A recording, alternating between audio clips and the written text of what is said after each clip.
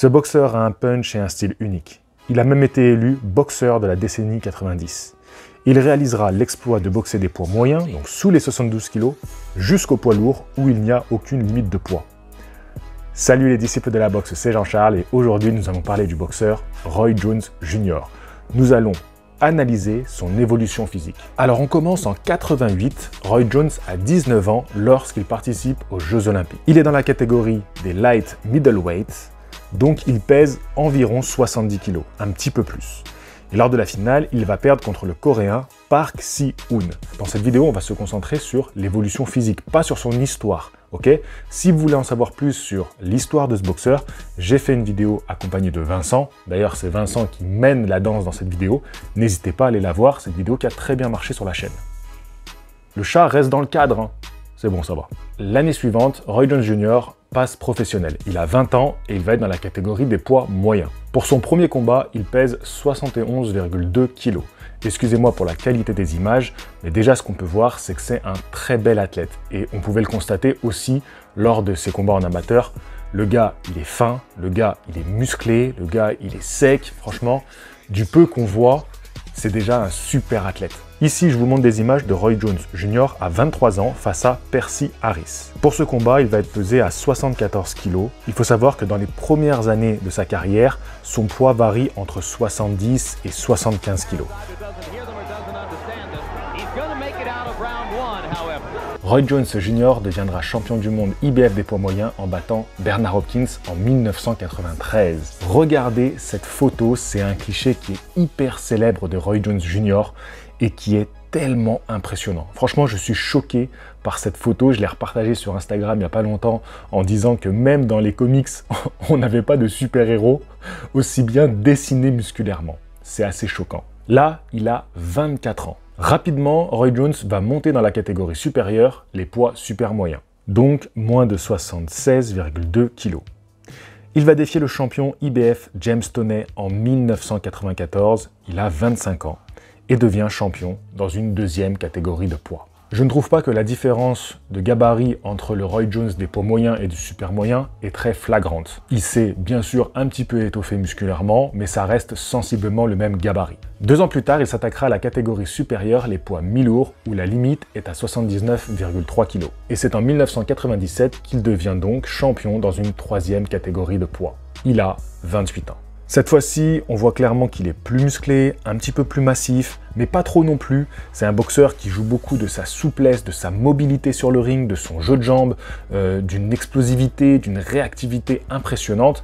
Et s'il était trop massif, trop lourd, il n'aurait pas pu exploiter ces qualités-là.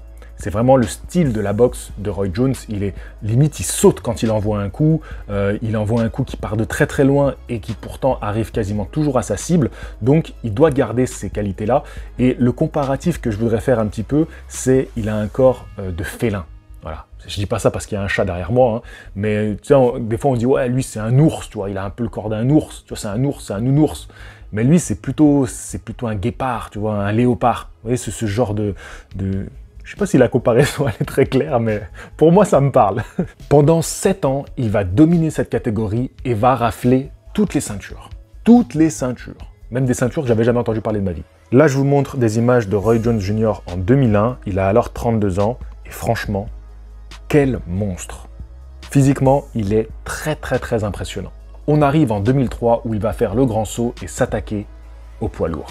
Je tiens à vous dire que c'est vraiment un événement à l'époque. Vraiment, il faut remettre dans le contexte. C'est considéré comme l'événement de l'année. Et le titre du combat, vous savez qu'on aime bien dans la boxe donner des titres au combat. Bah là, le nom de ce combat, c'est carrément Roy Jones s'attaque au poids lourd. C'est un truc comme ça, tu vois. Roy Jones combat les poids lourds. C'est un truc de malade. Alors aujourd'hui, la catégorie des poids lourds, c'est les plus de 90 kg. Mais à l'époque, avant qu'on crée la catégorie qu'on appelle les cruiserweight, les lourds légers en France, donc cette catégorie intermédiaire entre les mi-lourds et les lourds, la limite était à 86 kg et quelques. Et c'est pour ça que Roy Jones Jr. il a pu combattre pour un titre en n'allant pas jusqu'aux 90 kg. Je vais vous donner les détails. Donc Roy Jones va affronter le champion WBA John Ruiz. Le jour de la pesée, Roy Jones, qui a 34 ans, pèse 87,5 kg. Et le champion, lui, pèse 102,5 kg. Donc déjà, sur la balance, c'est pas non plus des chiffres très impressionnants. Aujourd'hui, les poids lourds, ils sont faciles à 110, 115. C'est ça le gabarit des poids lourds. Et on a pu le voir au moment où je vous tourne cette vidéo. On est encore dans la période où Tony Yoka vient de se briser les dents contre Martin Bacolé. Et on a vu beaucoup de personnes dire « Ah voilà, c'est ça un vrai gabarit poids lourd ». Donc, un mec de 100 kg, c'est un petit poids lourd. Roy Jones Jr., lui, n'est même pas à la limite des poids lourds actuels. Aujourd'hui, il ne pourrait pas combattre à ce poids-là. Donc, il est en dessous. C'est un bon poids lourd léger. Vous voyez, un Arsène est plus lourd que Roy Jones à cette époque-là. Donc, c'est même pas un gros poids lourd léger, tu vois, c'est un bon, tu vois, pas vraiment trop stock. Tu vois, donc il a vraiment été à la limite pour faire ce combat. On va parler un petit peu de ce combat. Dès les premières reprises, on peut voir que Roy Jones, il se fait bouger, il se fait toucher. Et même, t'entends le public qui flippe un petit peu.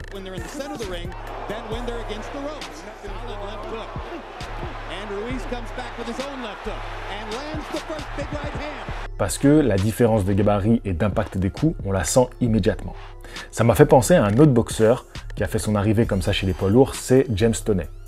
Lui aussi, j'en parlerai dans une vidéo sur l'évolution physique, mais c'est pas le sujet de cette vidéo. On va rester sur Roy Jones Jr.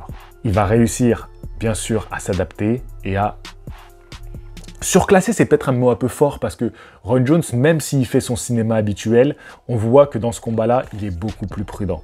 Il sait que face à lui, il a un boxeur qui, sur un coup, peut renverser le combat.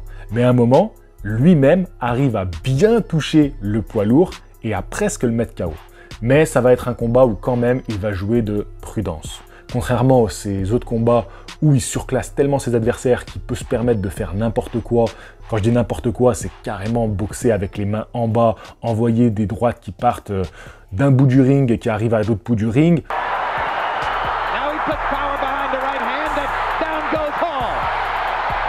Tu vois, ce genre de fantaisie, il ne peut pas se les permettre totalement contre un champion poids lourd et il reste quand même assez prudent. Et il a raison.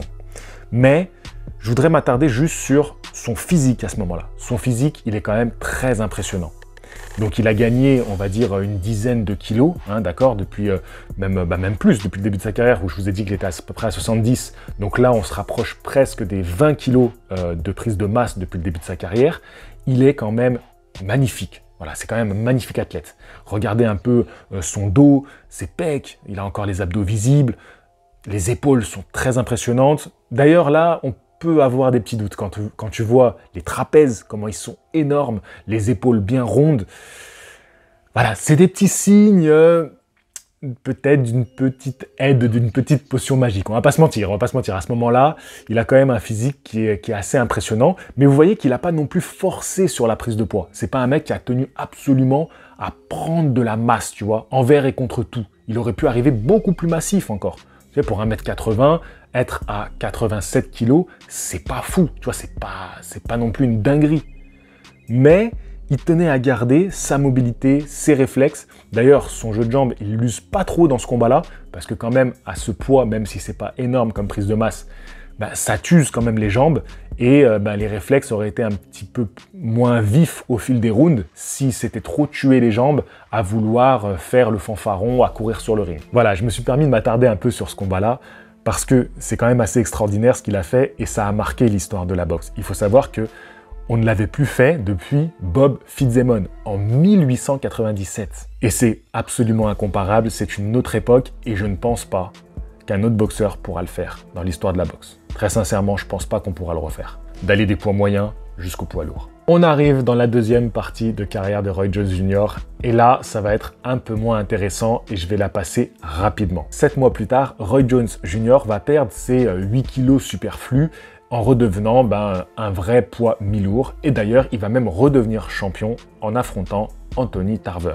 Titre qu'il perdra dans le combat revanche. Pendant quelques années, Roy Jones Jr. va continuer à faire des combats en mi-lourd. Il y a juste une exception, c'est son combat contre Félix Trinidad, où ils vont trouver un poids intermédiaire entre les super moyens et les mi-lourds, qui sera à peu près à 77 kg. Ce qu'on peut dire de cette période, c'est un Roy Jones qui s'approche doucement des 40 ans, et on voit que son physique se dégrade. On sent qu'il vieillit, ça se voit même dans sa boxe, ça se voit sur lui physiquement. Il y a beaucoup de combats, on le voit arriver plus gras sur le ring. Même si visuellement, ça reste un boxeur dessiné et assez musculeux. Dans la vidéo Histoire de boxeur avec Vincent, il émettait l'hypothèse que ce passage chez les poids lourds, le fait d'avoir tiré son corps comme ça a pu avoir voilà, des mauvaises conséquences sur son hygiène de vie et sur son physique et même sur sa boxe et puis aujourd'hui sur la suite de sa carrière. Je suis assez d'accord avec Vincent et je pense que son corps lui a fait payer dans la trentaine ce qu'il avait fait avant. Clairement, on peut dire que Roy Jones Jr. à ce moment-là, il n'est que l'ombre de lui-même. Roy est finito et pourtant, il va tenter d'aller s'emparer d'un 5e titre dans une 5e catégorie. À 40 ans,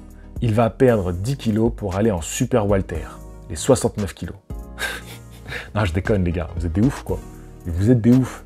Quelle catégorie il reste? Les lourds légers, évidemment. Il a fait poids moyen, il a fait super moyen, il a fait mi-lourd, il a fait poids lourd, et bien il reste les lourds légers. Donc il va tenter d'affronter un champion IBO. Bon, c'est un titre mineur, ok, mais pour la symbolique, il tente un 5e titre mondial. On est en 2009, il a 40 ans.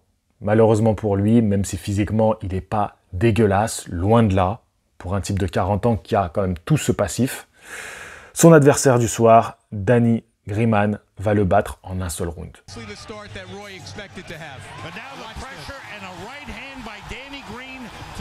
En 2010, à 41 ans, il fera quand même un ultime combat en mi-lourd contre Bernard Hopkins. Combat que je vous invite à surtout ne pas regarder. Ne perdez pas votre temps avec ce combat-là. À partir de là, Roy Jones va continuer à combattre. Mais clairement, le poids n'est plus une priorité. Il en a plus rien à foutre. À partir de là, il va tourner autour des 90 kg lors des pesées et il affrontera essentiellement des lourds légers ou des poids lourds. Donc, c'est un Roy Jones Jr. qui a quand même plus de 40 ans et qui va se retrouver face à des mecs qui sont d'un niveau mondial, même s'il va prendre parfois des boxeurs qui sont largement à sa portée et puis parfois des mecs calibrés comme les Lebedev par exemple. Voilà, ça c'était des adversaires très très dangereux. En 2018, quand même, il finira par une victoire contre un boxeur de 30 ans. Donc voilà, bravo à lui, alors qu'il en avait 49. Je ne vais pas m'attarder sur sa fin de carrière, voilà. C'est un mec qui a entre... bon, quand je vous dis pour moi, c'est vraiment la fin, c'est de 35 à 49. Voilà, pour moi, c'est vraiment... ça ne fait que se dégrader, se dégrader, se dégrader. Donc, il n'y a plus vraiment rien à dire sur son évolution physique à ce moment-là. C'est plutôt un mec qui s'accroche aux branches, tu vois. Et sinon... on va dire par rapport à son pic, ce qu'il a fait quand il était vraiment le top chez les mi-lourds, et puis cette tentative d'aller chercher un titre en lourd, bah, c'est un athlète hyper impressionnant. Voilà, même si je vous dis qu'il y a un gros doute sur des prises de produits dopants, c'est quand même un physique, un athlète exceptionnel. Voilà. Et puis surtout, ce qu'il était capable de faire, c'est voilà, ses capacités physiques, ce qu'il faisait sur un ring. Il était bon à tous les niveaux, c'est-à-dire qu'il avait un super jeu de jambes, il avait du punch, donc il était quand même puissant, ça allait vite, il était précis, et voilà, cette musculature, franchement, c'est un athlète incroyable. Et comme le disait Vincent, je vous renvoie encore à cette vidéo faite avec Vincent, où il dit c'est un mec qui aurait pu faire toutes les disciplines, tous les sports. Et je suis assez d'accord avec ça. D'ailleurs, pour moi, c'est plutôt le physique d'un grand sportif plutôt qu'un grand boxeur, tu vois. Il n'a pas forcément les caractéristiques physiques du pur boxeur. C'est vraiment un athlète complet, un athlète qui aurait pu faire toute discipline. Il aurait été bon partout, tu vois.